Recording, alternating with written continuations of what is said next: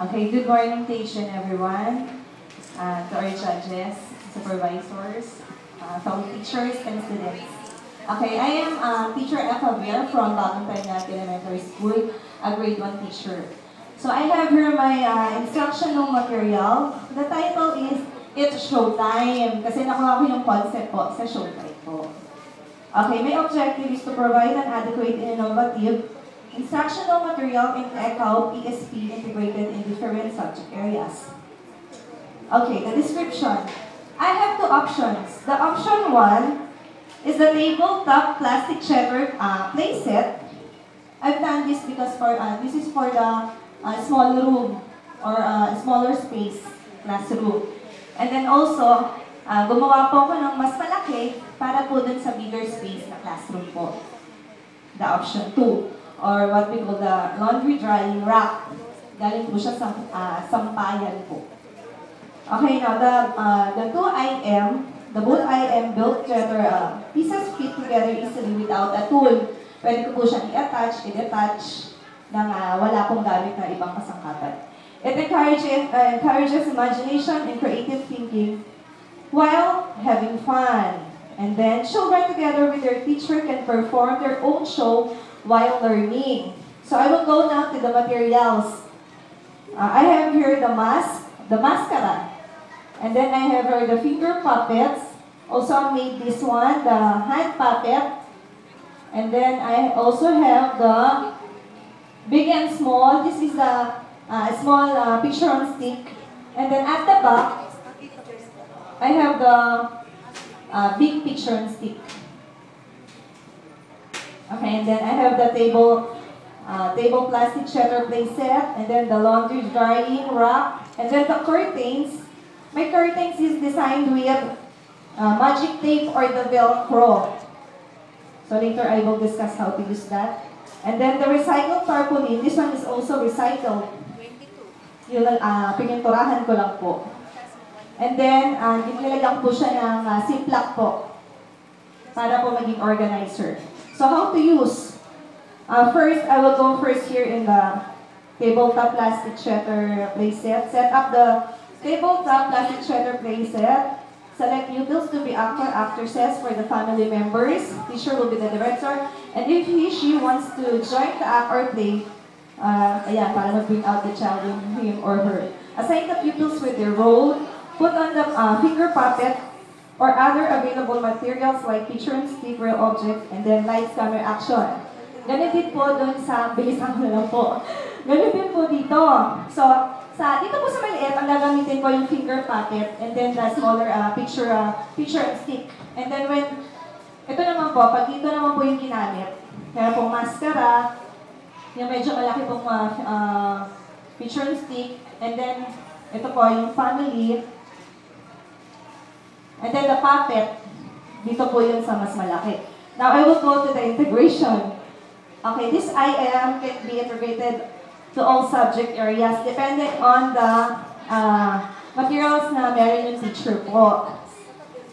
Pero this one, nag-focus po ako dun sa List Master skill namin. So, ang lesson po namin, dun po kami mababasa pagsasabi po na totoo sa magulang po. Kaya puro family po yung ginamit kong materials. Ayan po, nagsasabi na totoo sa magulang ng katandaan at magkasabi na mag-anak sila ng pagkakataon upang maging maayos ang samahan. Sa Araling Panlipunan po, pag-integrate ko po siya, syempre po, natutukoy po ang mga kasapi ng pamilya. And then, ilalarawan ko ang bawat kasapi ng pamilya sa pamagitan ng likhang sining. Pwede po i-assign sa mga bata yan para sila po mag-act as actors and actresses. And then, Filipino, nakapagtatanong at nakasagot ng mga katanungan tungkol sa kwento na gamit ng husto, ang salitang ang at ang mga.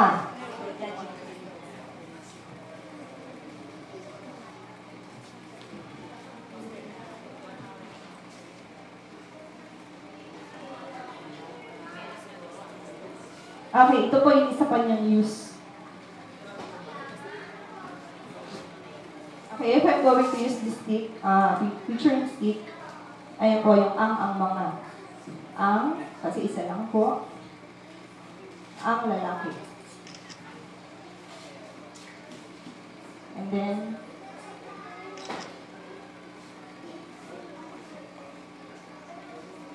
ang mga lalaki. Yan po. Or kaya si at saka si na po. Medyo hiwalay po natin. Para medyo hindi naman yung bata. Yan po. Sa Filipino po. Sa mother tongue naman po, nakikilala ang ngalan ng tao.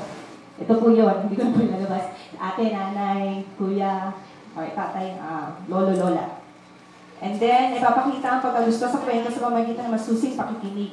Kapag kinuha tungkol sa kwento sa pamagitan ng laman ayon sa sariling karanasan. And then, we go to English.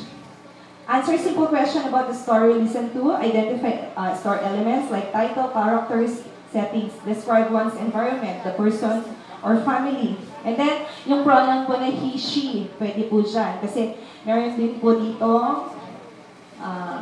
yung mga girls naman po. Members of the family.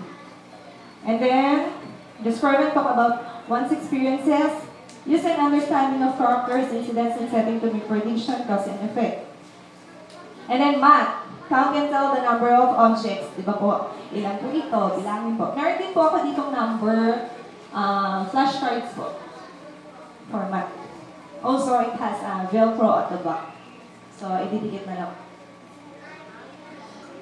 And then, illustrate addition is putting together, subtraction is taking away, comparing, and adding up. Ayan po, yung, kunyari yung stick po.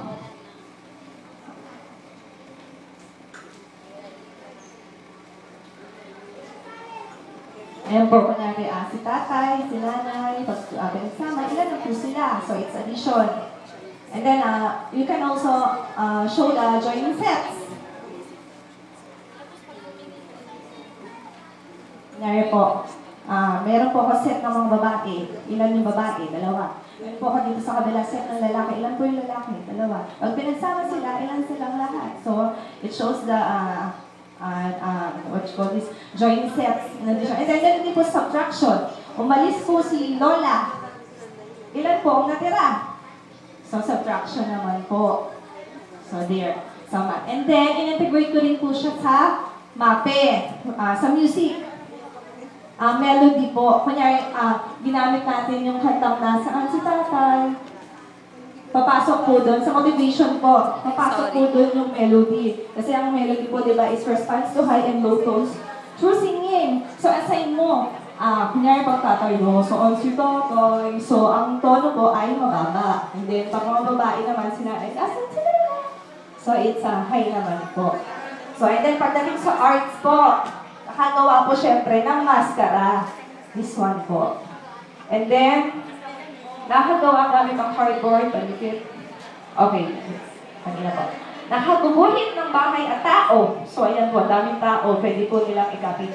Gamit ang mga hugis at linya, naiguhit ang sarili at iba pang kasabi ng pamilya.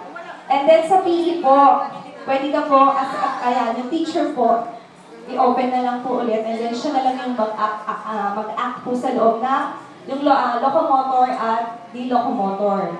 Di ba po? Siya yung artista sa loob. Pwede na po ipakita. Then, rhythm and dance, create movements, help singing. And then sa help, give personal information such as name and address, identify appropriate person to ask for assistance, follow rules at home and school. So, ayun po. Thank you.